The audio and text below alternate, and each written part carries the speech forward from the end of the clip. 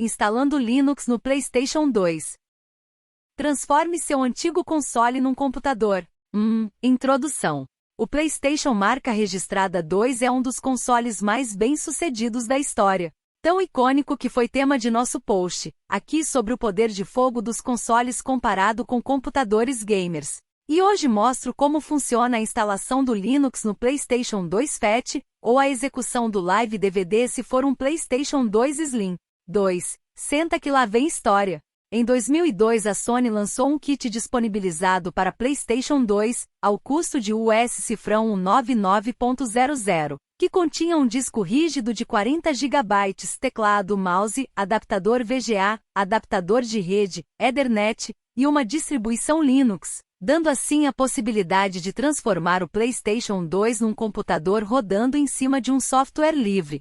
Foi lançado no Japão e nos Estados Unidos, mas posteriormente foi retirado do mercado nos Estados Unidos por falta de vendas.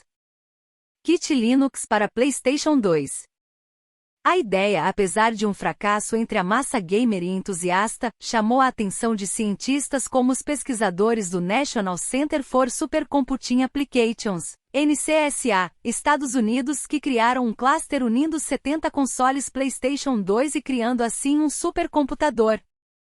O que tornou o PlayStation interessante aos olhos dos pesquisadores não foi exatamente seu processador, mas justamente o chip de processamento vetorial, a GPU do console, chamada de Emotion Engine, e capaz de realizar 6,5 bilhões de operações matemáticas por segundo.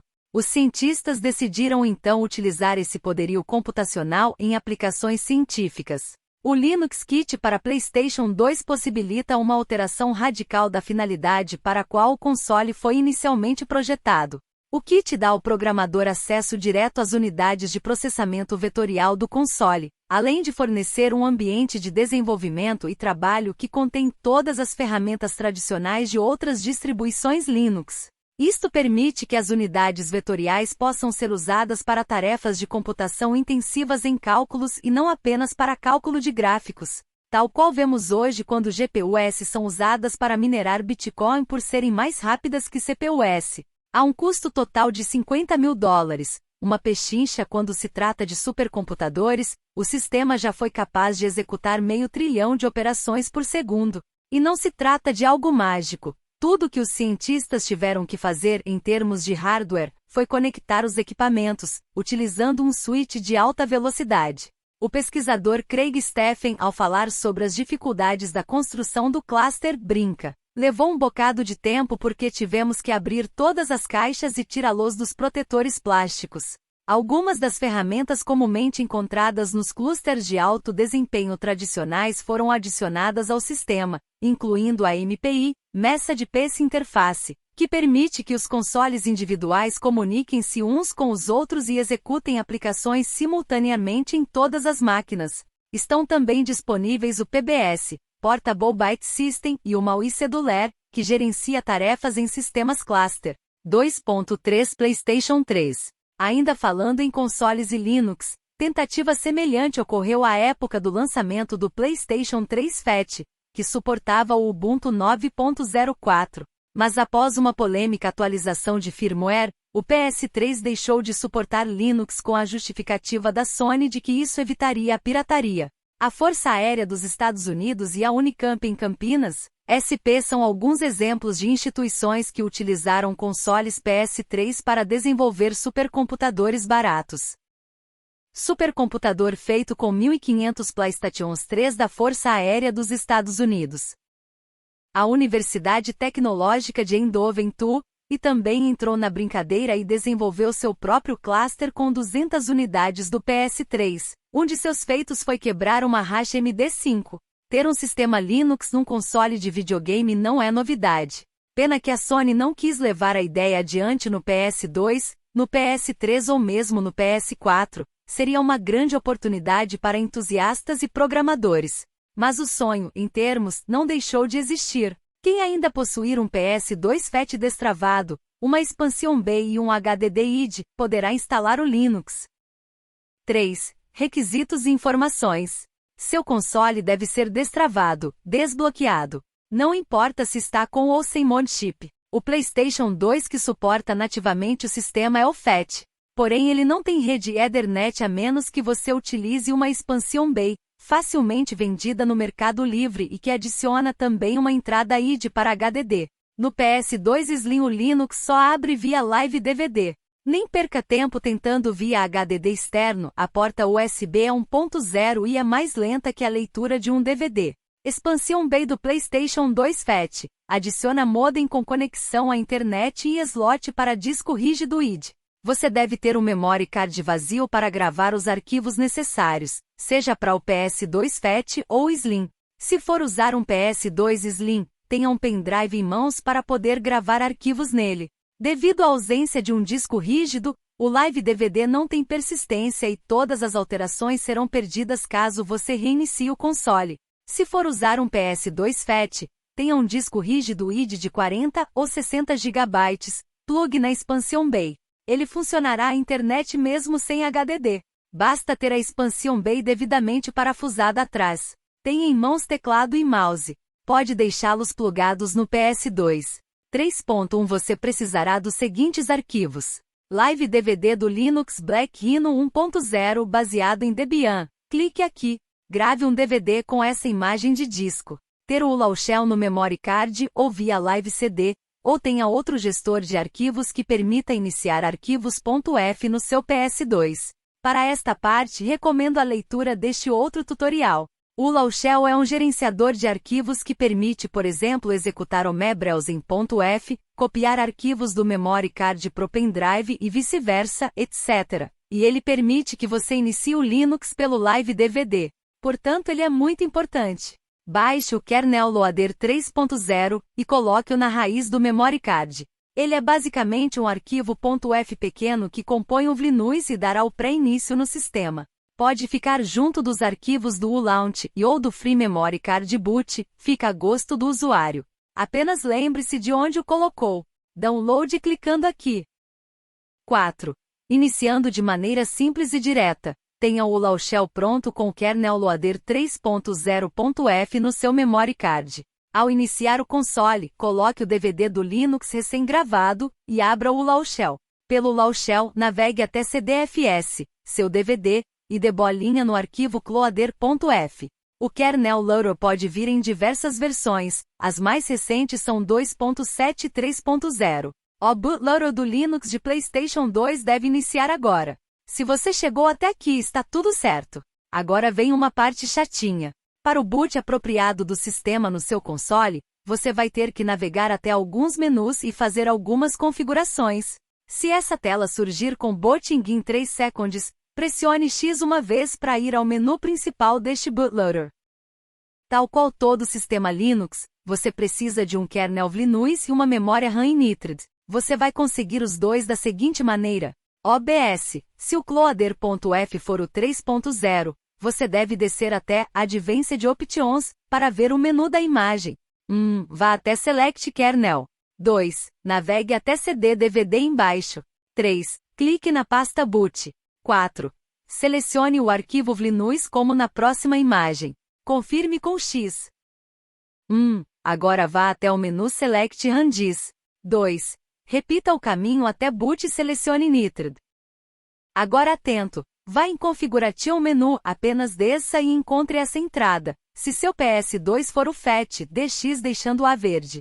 Se seu PS2 for Slim, dê X deixando a vermelha. Como na imagem, explicando, o suporte a disco rígido e internet só existe no FAT. Se estiver habilitado no Slim, ele vai dar kernel panic durante o boot do Live DVD.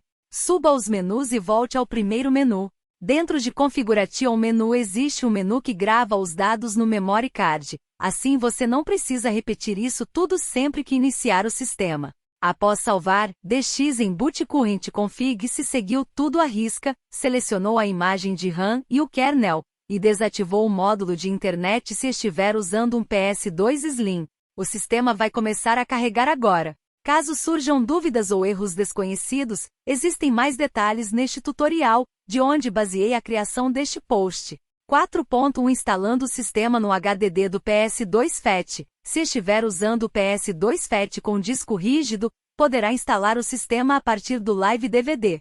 Para isso, siga este tutorial, pois é um processo extenso que requer modificar os pontos de montagem do sistema no kernel loader, saindo do DVD para HDD.